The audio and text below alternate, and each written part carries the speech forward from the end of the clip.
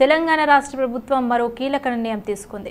2020లో స్వీకరించిన LRS దరఖాస్తుల కీలక నిర్ణయం తీసుకున్న సర్కార్ మార్చి 31వ తేదీలో అవుట్లను క్రమబద్ధీకరణ చేసుకునే అవకాశం ఇస్తున్నట్లు తెలిపింది. ఇక ఆదాయ సమీకరణ వనరులపై నిర్వహించిన సమీక్షలో సీఎం రేవంత్ రెడ్డి ఈ మేరకు నిర్ణయం తీసుకున్నారు. అనంతరం హుస్నాబాద్ ప్రభుత్వ ఆసుపత్రిని సందర్శించిన ఆయన మార్కెట్ యార్డ్లో ప్రొద్దుతిరుగుడు గింజల కొనుగోలు కేంద్రాన్ని ప్రారంభించారు. తన క్యాంప్ కార్యాలయంలో గ్యాస్ సిలిండర్ను దండవేసిన మంత్రి పొన్నం ఇచ్చిన హామీ మేరకు రేపటి నుంచి 500కే వంట గ్యాస్ అందిస్తున్నామని చెప్పారు. ప్రజలను తప్పుదోవ పట్టించేందుకే ప్రజా సంకల్పం ప్రజాహితం పేరుతో భాజపా నేతలు యాత్రలు చేస్తున్నారని విమర్శించారు. మత విద్వేషాలు రెచ్చగొట్టడం తప్ప బీజేపీ నాయకులు రాష్ట్రానికి ఏం చేస్తారో చెప్పి ఓట్లాడగాలని మంత్రి పొన్నం ప్రభాకర్ డిమాండ్ చేశారు. సిద్దిపేట జిల్లా అహ్మదాపూర్ రోడ్డుకు మంత్రి శంకుస్థాపన చేశారు. ప్రజాహిత యాత్ర పేరు ఇవాళ 5 ఏళ్ల తర్వాత తిరిగితే కాదు, మీరు 5 సంవత్సరాలు ఇక్కడ ప్రజలకు కనబడకుండా నియోజకవర్గ ఇబ్బందుల్లో ప్రజలు ఉన్నప్పుడు కూడా మాట్లాడకుండా ఇవాళ ఏదో ఎన్నికలు వస్తున్నాయి కదా అని చెప్పి నేనేదో నరేంద్ర మోడీ గారి పేరు మీద రామాలయం పేరు మీద ఓట్లాడితే రాదు. నిజంగా నువ్వు ప్రజలకు ఇక్కడ ఏమైనా కష్టాల్లో నష్టాల్లో సుఖాల్లో అందుబాటులో ఉంటే వచ్చి ఏది పడుతుంది మతపరమైన అంశాలను ప్రేరేపితం చేసి రాముని పేరు మీద అక్షంతల పేరు మీద ఓట్లాడుకునేటువంటి మాని నిజంగా తెలంగాణకు బీజేపీ ఏం చేసింది, బండి సంజయ్ పార్లమెంట్ సభ్యులుగా ఏం చేసిందో చెప్పి ఓట్లాడమని సందర్భంగా డిమాండ్ చేస్తాను. మాజీ ఎమ్మెల్యే తీగల కృష్ణారెడ్డి కాంగ్రెస్ పార్టీలో చేరారు. AICC Telangana incharge Deepa Das Munshi, TPCC working president Mahesh Kumar Goud సమక్షంలో ఆయన కాంగ్రెస్ పార్టీలో చేరారు. ఆయనతో పాటు కోడలు రంగారెడ్డి జిల్లా జెడ్పీ చైర్పర్సన్ అనితారెడ్డి కూడా కాంగ్రెస్ కండువా కప్పుకున్నారు. దీపాదాస్ మున్షి వారికి కండువా కప్పి పార్టీలోకి ఆహ్వానించారు. సీఎం రేవంత్ రెడ్డి నాయకత్వంలో హైదరాబాద్, రంగారెడ్డి జిల్లాలతో పాటు తెలంగాణలో కాంగ్రెస్ పార్టీని మరింత బలోపేతం చేసేందుకు కృషి చేస్తానని తీగల కృష్ణారెడ్డి అన్నారు. అయితే తీగల కృష్ణారెడ్డి ఆయన కోడలు అనితారెడ్డి నిన్న బీఆర్ఎస్ పార్టీకి రాజీనామా చేశారు. వారు రాజీనామా లేఖను పార్టీ అధినేత కేసీఆర్ కు పంపించారు. పార్టీలో ప్రాధాన్యత లేకపోవడం వల్లే వారు బీఆర్ఎస్ ను వీడినట్లుగా చెప్తున్నారు. తీగల కృష్ణారెడ్డి టీడీపీలో ఉన్నప్పుడు జీహెచ్ఎంసీ మేయర్గా పనిచేశారు. 2014లో మహేశ్వరం నియోజకవర్గం ఎమ్మెల్యేగా గెలిచారు. ఆ తర్వాత బీఆర్ఎస్ లో చేరారు. తెలంగాణ అభివృద్ధి సంక్షేమం చూసి తెలంగాణ పార్టీలో మా వంతు పాత్ర కూడా మేము పోషిస్తామనే ఆలోచనతో తీగల కృష్ణారెడ్డి గారు కాంగ్రెస్ పార్టీలోకి ఏఐసీసీ జనరల్ సెక్రటరీ అయిన దీపాదాస్ మున్షి గారు కట్టువ కప్పడం జరిగింది. అదేవిధంగా ఏదైతే జిల్లా పరిషత్ చైర్పర్సన్ గా తీగల అనిత హరినాథ్ రెడ్డి గారు కూడా వారు పంచాయతీ వ్యవస్థను నిర్విరామం చేయడం, తెలంగాణ ప్రభుత్వం చంద్రశేఖర్ గారు అయితే రాష్ట్ర ముఖ్యమంత్రి, మాజీ ముఖ్యమంత్రి అని చెప్పి రేవంత్ రెడ్డి అన్న గారు పంచాయతీ వ్యవస్థ రాష్ట్రంలో నలుమూలల ప్రతి అభివృద్ధి సంక్షేమాలను చూసి వారు కూడా కాంగ్రెస్ పార్టీలో జాయిన్ కావడం జరిగింది. ఈ హైదరాబాద్ సిటీలో వచ్చేటటువంటి మెట్రో ట్రైన్ కానీ ఆనాడు నేను మేయర్గా ఉన్నప్పుడు ఈరోజు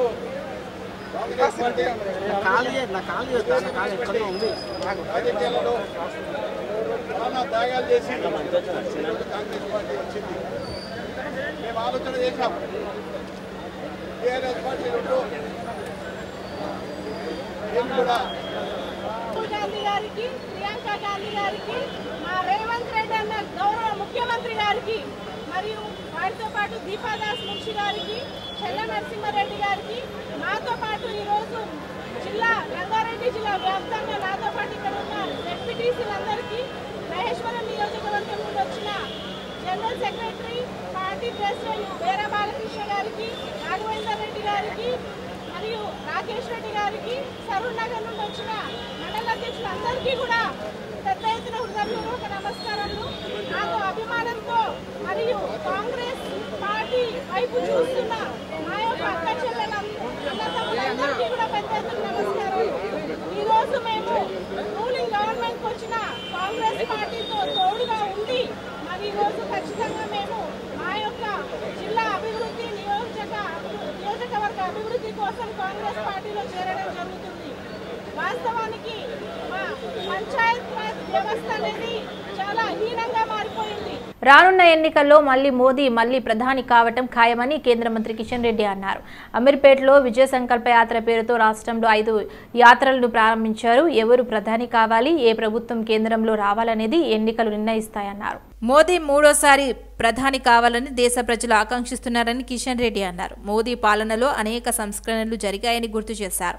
ఇందులో భాగంగానే రాష్ట్రంలో కూడా బేగంపేట రైల్వే స్టేషన్ పునరుద్ధరణ పనులకు మోదీ వర్చువల్గా శంకుస్థాపన చేశారని కిషన్ రెడ్డి అన్నారు. సికింద్రాబాద్ రైల్వే స్టేషన్ పునరుద్ధరణ కార్యక్రమాన్ని స్వయంగా మోదీ ప్రారంభించారని తెలిపారు. నాంపల్లి రైల్వే స్టేషన్ను 350 కోట్లు, కాచిగూడ రైల్వే స్టేషన్కు 450 కోట్లతో పునరుద్ధరణ చేస్తున్నారు.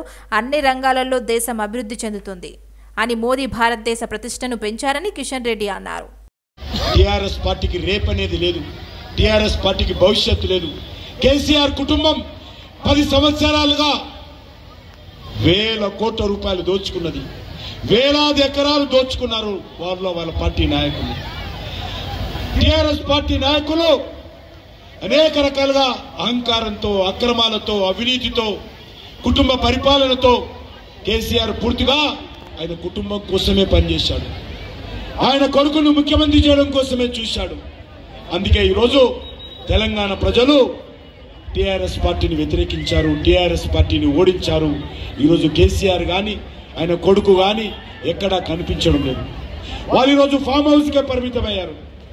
టీఆర్ఎస్ పార్టీకి ఒక సీటు గెలిచినా తెలంగాణకు వచ్చే లాభం లేదు. టీఆర్ఎస్ పార్టీకి ఒక సీటు రాకపోయినా తెలంగాణకు వచ్చే నష్టం కూడా లేదు. మరో 2 గ్యారెంటీల అమలుకు చేవెళ్ల వేదికగా రంగం సిద్ధమైందని ప్రభుత్వ విప్ ఆది శ్రీనివాస్ అన్నారు. రైతు బిడ్డ రేవంత్ రెడ్డి సీఎం కావటం బీఆర్ఎస్ జీర్ణించుకోలేకపోతున్నారని విమర్శించారు. అధికారం పోయి మతి తప్పిన స్థితిలో కేటీఆర్ మాట్లాడుతున్నారంటున్న విప్ ఆది శ్రీనివాస్ తో మా bureau chief Srinivas face to face. Vemulawada MLA ప్రభుత్వ విప్ ఆది శ్రీనివాస్ మనతో ఉన్నారు. చెప్పండి శ్రీనివాస్ గారు, నిన్న నాగర్ కర్నూలులో కేటీఆర్ చేసిన వ్యాఖ్యలు ఎట్లా చూస్తారు?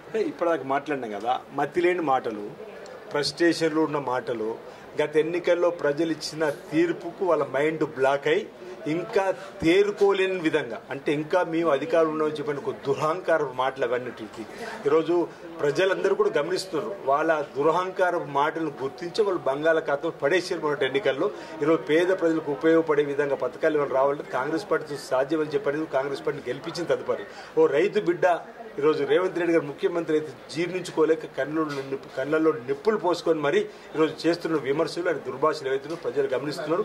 తప్పనిసరిగా వారు ఇప్పటికే వారి అహంకార పూర్తి మాటలకు, వారి అవినీతి అక్రమాల అడ్డాగా ఈరోజు తెలంగాణ రాష్ట్ర ప్రభుత్వం అడ్డుపెట్టుకు చేసిన వైనాన్ని చూసే మొన్నటి ఎన్నికల్లో కాంగ్రెస్ పార్టీకి పట్టం కట్టారు. ఇంకా వాళ్ళు మర్చిపోకుండా, వాళ్ళు చేసిన తప్పును ఒప్పుకోకుండా ఇష్టానుసారం మాట్లాడుతున్న మాటలు ప్రజలు గమనిస్తున్నారు.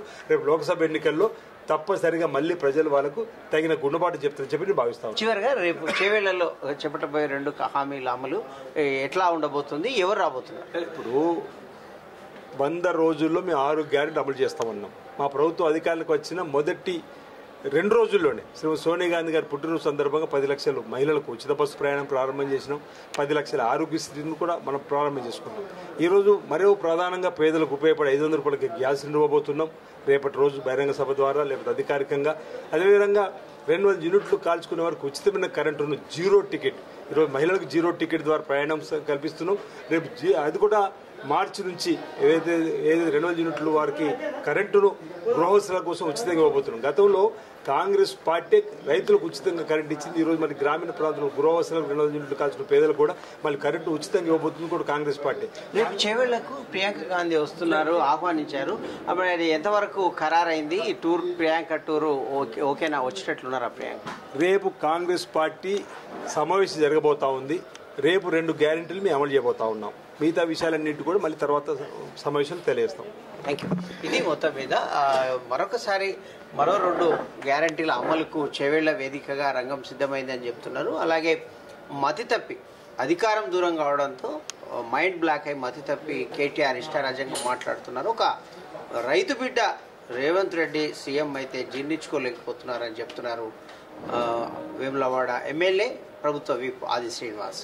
అలాగే రానున్న రోజుల్లో డబుల్ డిజిట్ ఎంపీ స్థానాలను కూడా కైవసం చేసుకుంటాం. బీఆర్ఎస్, బీజేపీ ఒకటే అన్న సంకేతాలు ప్రజల్లోకి వెళ్ళాయి. కానీ వాటిని మరిపించడానికే తాజాగా సిబిఐ నోటీసులు కవితకి ఇవ్వడం, కవిత లేఖ రాయడం అంతా ఒక రాద్ధాంతంగా కూడా కొట్టిపారేస్తున్న పరిస్థితి.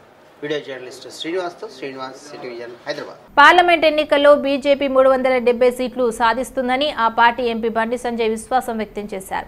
సిద్దిపేట జిల్లా కోహెడలో పార్లమెంట్ నియోజకవర్గ పరిధిలో 2వ విడత ప్రజాహిత యాత్రను సంజయ్ ప్రారంభించారు.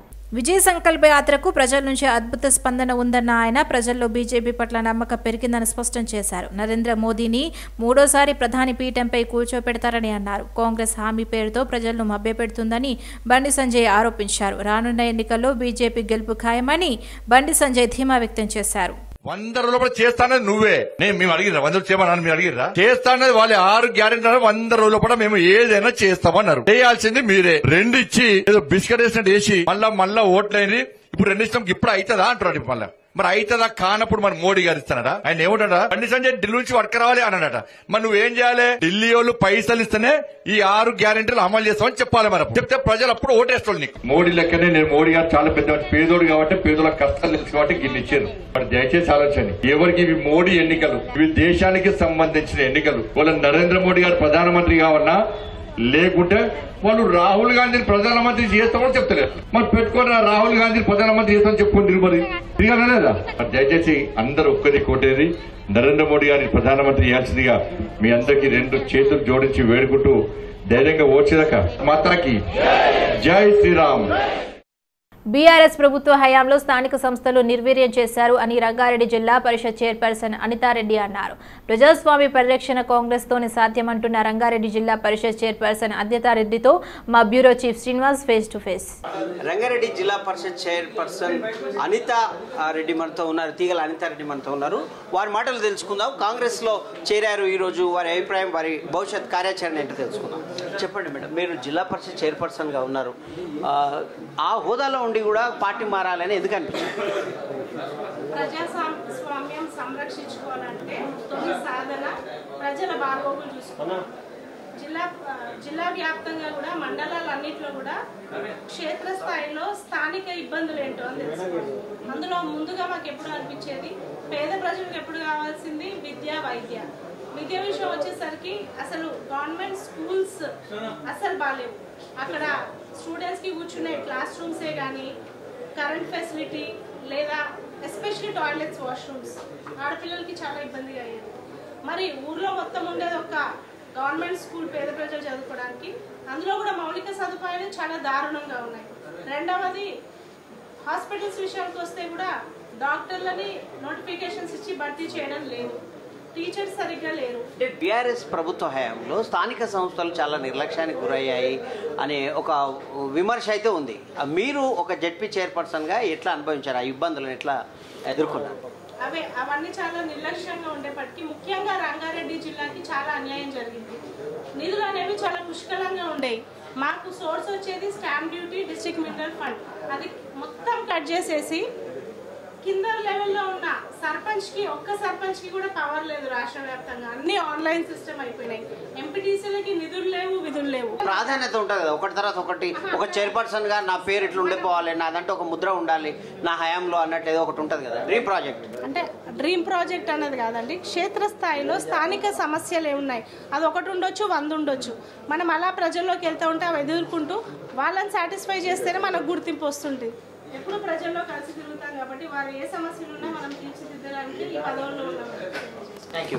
ఇది మొత్తం మీద ప్రజల సమస్యల పరిష్కారమే ప్రధానంగా మా కుటుంబం 4 దశాబ్దాలుగా పనిచేస్తుంది. అదే పద్ధతితో ముందుకెళ్తాము. రాష్ట్ర ప్రభుత్వం అడుగుతాం, మా జిల్లాకు సంబంధించిన ఏ ప్రజా సమస్యలు ఉన్నా దానికి సంబంధించిన అంశాలను సీఎం దృష్టికి వెళ్తాము. మేము అడగకంటే ముందే సీఎం ఆ దిశలో మాకు ఒక మార్గనిర్దేశం చేశారు. సమావేశాల్లో స్థానిక సంస్థలను బలోపేతం చేశారన్న ఒక మాట చెప్పారు. ఆ విశ్వాసంతో, ఆ హోప్తో, ఆయన మాటలతో మాకు ఒక నమ్మకం ఏర్పడి మేము కాంగ్రెస్ పార్టీలో చేరామని కూడా జిల్లా పరిషత్ చైర్పర్సన్ అనితారెడ్డి చెప్తున్న పరిస్థితి. Video journalist శ్రీనితో Srinivas city vision Hyderabad. రాష్ట్రంలో ఓట్లడిగే అర్హత బీజేపీకి లేదని బీఆర్ఎస్ అధికార ప్రతినిధి మన్నే క్రిషాంక్ ప్రశ్నించారు. 10 ఏళ్లు అధికారంలో ఉన్న బీజేపీ విభజన హామీలు నెరవేర్చలేదని మండిపడ్డారు. గత 3 నెలల్లో వివిధ రాష్ట్రాల్లో వేల కోట్లతో అభివృద్ధి పనులు చేపట్టిన ప్రధాని మోదీ తెలంగాణలో మాత్రం ఒక్క పని చేయలేదని ధ్వజమెత్తారు. కేంద్ర బడ్జెట్లో రాష్ట్రానికి ఏమీ రాకపోతే కాంగ్రెస్ కనీసం స్పందించలేదని దుయ్యబట్టారు. బారాస లేకపోతే పార్లమెంట్లో తెలంగాణ గొంతు ముగ్గబోతోందని క్రిషాంక్ వెల్లడించారు. మరి కనీసం ఇప్పుడన్నా ఇలాంటి కార్యక్రమాన్ని చేపడతారా అని అంటే అది వదిలేసి ఆల్రెడీ ఇమీడియట్గా ఎలక్షన్ మోడ్లో పడ్డారు. పోనీ రాష్ట్రంలో ఉన్న కాంగ్రెస్ ఏమన్నా అడుగుతుందా అంటే మొన్న కేంద్ర బడ్జెట్లో ఏం లేదు మోదీ గారు ఎందుకు వస్తలేరు అనేది కూడా కనీసం రాష్ట్ర ప్రభుత్వం ఒక మాట కూడా అడగదు. ఇన్ఫ్యాక్ట్ దారుణం ఏంటంటే గౌరవ ముఖ్యమంత్రి రేవంత్ రెడ్డి గారు, ఇరిగేషన్ శాఖ మంత్రి ఉత్తమ్ కుమార్ రెడ్డి గారు కేంద్ర ప్రభుత్వాన్ని వెళ్ళి పాలమూరు రంగారెడ్డి ప్రాజెక్టుకు జాతీయ హోదా అని అడిగితే వాళ్ళు జాతీయ హోదా ఇస్తలేము అంటే ఒప్పుకొని వచ్చేసారు. వీళ్ళు ఏదో ప్యాకేజు ఏదో అని చెప్పారు. పోనీ ఆ ప్యాకేజ్ వస్తుందా అంటే అది తెలియదు. పసుపు బోర్డు అని అక్టోబర్లో మోదీ గారు చెప్పారు. ఇవాళ వరకు మరి కనీసం దానికి ఒక శంకుస్థాపనో ఒక కొబ్బరికాయ కొట్టుడో అది ఎక్కడ వస్తుందో కూడా స్పష్టంగా ఎవరికి తెలియదు. మెగా డిఎస్సి ప్రకటించి 25,000 టీచర్ పోస్టులు భర్తీ చేయాలని బీసీ సంక్షేమ సంఘం జాతీయ అధ్యక్షుడు రాజ్యసభ సభ్యులు ఆర్ కృష్ణయ్య రాష్ట్ర ప్రభుత్వాన్ని డిమాండ్ చేశారు. ఖాళీగా ఉన్న ఉపాధ్యాయ పోస్టులను భర్తీ చేయాలని డిమాండ్ చేస్తూ హైదరాబాద్ లక్డికప్పుల్లోని పాఠశాల విద్యాశాఖ కమిషనర్ కార్యాలయం ముందు తెలంగాణ నిరుద్యోగ ఐకాస నిరసన తెలిపారు. డిఎస్సి టీచర్ పోస్టులకు భర్తీ చేయడంతో పాటు టెట్ వెంటనే నిర్వహించాలని డిమాండ్తో నిరుద్యోగ ఐకాస చైర్మన్ నీల వెంకటేష్ అధ్యక్షతన జరిగిన ఆందోళనకు ఆర్ కృష్ణయ్య మద్దతు పలికారు. డిఎస్సిలో 6,000 కాదు 25,000 టీచర్ పోస్టులు భర్తీ చేయాలని కృష్ణయ్య డిమాండ్ చేశారు. లేని పక్షంలో నిరుద్యోగులతో కలిసి ఉద్యమాన్ని తీవ్రతరం చేస్తామని హెచ్చరించారు. ఉద్యమాలు చేస్తాం. గతంలో విద్యాశాఖ డైరెక్టర్ ఆదినారాయణ డైరెక్టర్ నేను అప్పుడు ఎల్ఎల్బీలో చదువుతున్నా ఈబీసీ స్కాలర్షిప్ పెట్టాలని చాలా చేసినాం. ఇప్పటి తరం పిల్లలు కూడా మిలిటెంట్ నేను ఆపుదాం అన్నాను. అంతకంటే ఎక్కువ హుషారున్నారు ఇప్పటి పిల్లలు. తాళంబుర్లో చూసుకుని వచ్చిన వాళ్ళు నేను ఒక్కొక్కరి అట్లొద్దు డెమోక్రటిక్గా కొట్లాడాలి, మనం కొత్తగా వచ్చిన ప్రభుత్వం టైం ఇవ్వాలి అని నేను ఆపినా. లేకపోతే పిల్లలు ఆవేశం ఎక్కువ. మేము కొట్లాడి ప్రభుత్వాన్ని చేస్తే టీచర్ పోస్టులు భర్తీ చేయరాని చాలా మిలిటెంట్ ఫోర్స్గా తయారయ్యారు. ఇది తెలంగాణ గడ్డ. ఈ తెలంగాణ గడ్డ మీద ఆవేశం ఎక్కువ పిల్లలకు. కాబట్టి ప్రభుత్వం ఆలోచించి మేము కన్విన్స్ చేయి, మమ్మల్ని చేయి, చేయకుండా వచ్చేది నేను 6,000, 10,000, 9,000 ఎందుకు ఎన్ని వేకెన్సీలు ఉంటే అన్ని భర్తీ చేసి గ్రూప్ అని అట్లనే గ్రూప్ అట్లనే భర్తీ చేయాలని చెప్పి ప్రభుత్వానికి డిమాండ్ చేసి భర్తీ చేసే వరకు ఉద్యమం ఉధృతమవుతుందని హెచ్చరించారు. ప్రతి నియోజకవర్గంలో కనీసం ఒక ఆధునికమైన నాణ్యమైన KG2 PG విద్యాలయం ఏర్పాటు చేయాలని ఆల్ ఇండియా SC/ST ఐక్యవేదిక డిమాండ్ చేసింది. సోమాజిగూడ ప్రెస్ క్లబ్లో Telangana state committee executive meeting ఏర్పాటు చేశారు. ప్రతి ప్రైవేట్ ఆసుపత్రిలో అన్ని రకాల వ్యాధులను ఆరోగ్యశ్రీ క్రింద వచ్చేలా అనుమతించాలని ఆల్ ఇండియా SC/ST ఐక్యవేదిక సభ్యులు కోరారు. రాష్ట్రంలో ప్రతి అర్హులైన కుటుంబాలకు నాణ్యమైన ఇల్లు నిర్మించి ఇవ్వాలన్నారు. గత ప్రభుత్వంలో నిర్లక్ష్యం చేసిన డాక్టర్ బిఆర్ అంబేద్కర్ ఓవర్సీస్ పథకంలో సంఖ్యను గ్రాంట్ మొత్తాన్ని పెంచాలన్నారు. అలాగే కనీసం నియోజకవర్గానికి ఒకటే చొప్పున స్కిల్ డెవలప్మెంట్ సెంటర్ను ఏర్పాటు చేయాలన్నారు. తక్షణమే అవుట్సోర్సింగ్ కాంట్రాక్టు విధానంలో పనిచేస్తున్న పారిశుద్ధ కార్మికులను పర్మనెంట్ చేయాలని ఆయన డిమాండ్ చేశారు. మరియు ఆనాటి నుండి ఈనాటి వరకు ఏ సమస్య వచ్చినా ఏ పోరాటం వచ్చినా ప్రభుత్వాలకి దళితులే అవసరం ఉంటుంది. కానీ సమస్యలు తీర్చడానికి మాత్రం దళితులకు ప్రభుత్వం పనికి రాకుండా పోతుంది. కావున ఈ ఐక్య వేదిక తరపున ఈ వేదిక ద్వారా నేను డిమాండ్ చేస్తూ ఉన్నాను. గతంలో కూడా తెలంగాణ రాష్ట్రం రావడానికి SC/ST BC మైనార్టీలు ప్రాణాలు కోల్పోయి రాష్ట్రాన్ని ఏర్పడే వరకు కూడా తెలంగాణ ముఖ్యమంత్రి కేసీఆర్ గారికి అనేక విధాలంగా వాళ్ళని రిక్వెస్ట్ చేసుకున్న దళితులకు ఏదో రకంగా గుర్తింపు ఇవ్వండి, అన్స్కిల్డ్ ఏర్పాటు చేయండి, ₹1,00,00,000 బేషరతుగా ఇవ్వమన్నా కూడా, ఉద్యోగాలు ఇవ్వమన్నా, మాకు 3 ఎకరాల భూములు ఇస్తా అన్నా కూడా ఇవ్వకుండా అన్ని విధాలంగా మా నోట్ల మన్ను పోసి మమ్మల్ని అన్యాయం చేసి తప్పించుకున్నాడు. కాబట్టి మేము ఇప్పుడు రేవంత్ రెడ్డి గారిని, కొత్తగా ముఖ్యమంత్రి అయిన రేవంత్ రెడ్డి గారిని ఈ వేదిక ద్వారా అడుగుతా ఉన్నాం, డిమాండ్ చేస్తూ ఉన్నాం. మా దళితులకు 3 ఎకరాల భూమి ఇవ్వండి, మాకు ఉద్యోగాలు ఇవ్వండి, KG నుంచి PG వరకు చదువునివ్వండి. ప్లస్ మా పిల్లలు విదేశీకి వెళ్తున్నారు. అంబేద్కర్ ఓవర్సీస్ స్కాలర్షిప్ కింద 20 లక్షల రూపాయలు ఇస్తున్నారు. ఆ 20 లక్షలు సరిపోక విదేశాలలో మా పిల్లలు చాలా ఇబ్బంది పడుతూ ఉన్నారు.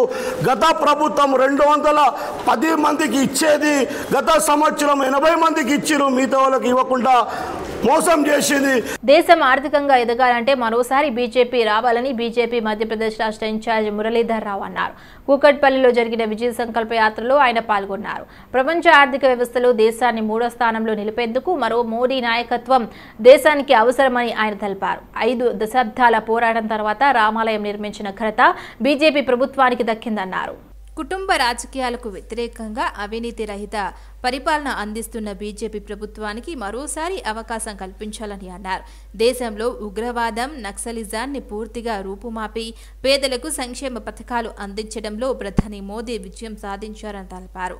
అలాగే రాబోయే పార్లమెంట్ ఎన్నికల తర్వాత కాంగ్రెస్ మరియు టీఆర్ఎస్తో పాటు అన్ని రాష్ట్రాల్లోని కుటుంబ పార్టీలు ఖాళీగా అవ్వబోతాయన్నారు. తెలంగాణలో 6 గ్యారెంటీలు అమలు చేయడంలో ప్రభుత్వం విఫలమైందని, అవి చల్లని గ్యారెంటీలని మిగిలిపోయాయి అని అన్నారు. అయితే పార్లమెంట్ ఎన్నికల్లో 370 సీట్లు సాధిస్తామని ధీమా వ్యక్తం చేశారు. ఇక ఆర్మూరు ఎమ్మెల్యే పాడి రాకేష్ రెడ్డి మాట్లాడుతూ ప్రధాని నరేంద్ర మోదీ గత 10 సంవత్సరాల కాలంలో దేశాన్ని అగ్రస్థానంలో నిలిపేందుకు కృషి చేస్తున్నారని పేర్కొన్నారు. కాంగ్రెస్ పార్టీ అధికారంలోకి వస్తే అక్రమాలు, అన్యాయాలు రాజమేలుతాయని, రజాకార్ల పాలన వస్తుందని రాకేష్ రెడ్డి తెలిపారు. దేశంలో చనిపోయిన కాంగ్రెస్ పార్టీకి ప్రజలు జీవం పొయ్యొద్దని కోరారు. తెలంగాణలోని కాంగ్రెస్ ప్రభుత్వం సూట్ కేసును మోసే పనుల్లో నిమగ్నమైందన్నారు. కాంగ్రెస్ హయాంలో హిందువులకు అన్యాయం చేస్తూ ఇతర మతాలను ప్రోత్సహిస్తున్నారని ఆరోపించారు. తెలంగాణలో కూడా కాంగ్రెస్ ప్రభుత్వం ముస్లింలకు అనుకూలంగా వ్యవహరిస్తుందన్నారు. సీఎం రేవంత్ ఖాన్ గా మారిపోయారన్నారు. దేశమంతా అభివృద్ధి పదంలో నడవాలంటే 3వసారి మోదీని ప్రధానిగా చేసేందుకు సహకరించాలని ప్రజలకు కోరారు. యుద్ధం మొదలైంది. 3 నెలల క్రితం మోసపూరిత వాగ్దానాలతో ఈ దేశద్రోహి పార్టీ అయిన కాంగ్రెస్ పార్టీ అమలుగాని హామీలతో, అవినీతితో ఈ రాష్ట్రాన్ని పగ్గాలు చేపట్టింది. అప్పుడు మేము ఎమ్మెల్యేలకు గెలిచినప్పుడు ప్రతి ఒక్కరు ఏమన్నారంటే, అన్నా మేము తప్పు చేశాం, కానీ పెద్ద ఆయనకు ఢిల్లీలో పెద్ద ఆయన అంటే తెలుసా, నరేంద్ర మోడీ గారిని మాత్రం ఎట్టి పరిస్థితుల్లో మేము వదులుకోము.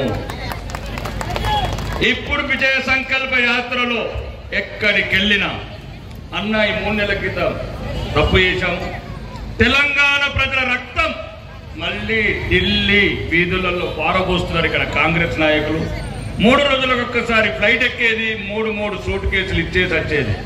వీళ్ళు బతకాలా, వీళ్ళు పదవులలో ఉండాలంటే ఢిల్లీ అధిష్టానికి బానిసలుగా తయారయ్యారు. మళ్ళీ అభివృద్ధి ఒకవైపు, ఆత్మాభిమానం ఒకవైపు, ఆత్మ గౌరవం ఒకవైపు. ఈరోజు భారత ప్రధానమంత్రి నరేంద్ర మోడీ గారిని అమెరికా చట్టసభలు, రష్యా అధ్యక్షుడు, ఇంగ్లాండ్ ప్రెసిడెంట్, ప్రపంచంలో నాయకులంతా మీరు ప్రపంచానికి నాయకుడు కావాలనుకుంటున్న పిలుపు ప్రపంచం బయట. అంటే ఎంత నమ్మకం అంటే జూన్లో కూడా ప్రధానమంత్రి నరేంద్ర మోడీ గారికి ఆహ్వానాలు వస్తున్నాయి, మీరు రావాలి మా దేశానికి ప్రధానమంత్రి గాని.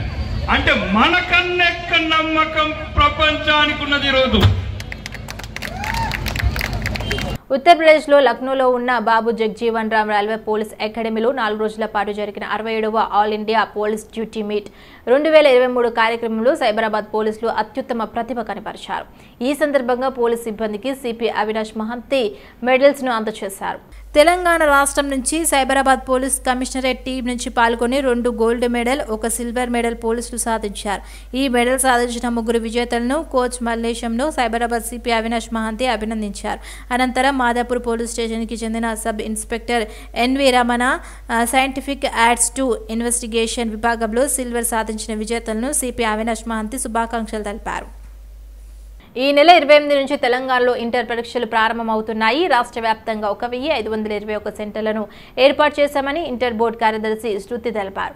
75 ఫ్లయింగ్ స్క్వాడ్స్, 200 మంది సిట్టింగ్ స్క్వాడ్స్, 27,900 మంది ఇన్విజిలేటర్లు విధుల్లో పాల్గొంటారన్నారు. Telangana state board of intermediate education ఇప్పుడు theory exams, intermediate public theory exams 28 February నుంచి 19 మార్చ్ వరకు ఇది కండక్ట్ చేస్తున్నాము. ఎగ్జామినేషన్ సంబంధించి అన్ని ఏర్పాట్లు జిల్లా వారీగా, సెంటర్ వారీగా అన్ని కూడా పకడ్బందీగా with taking all care and precautions జరుగుతున్నాయి. Timing of examinations 9 o'clock to 12 o'clock ఉంది.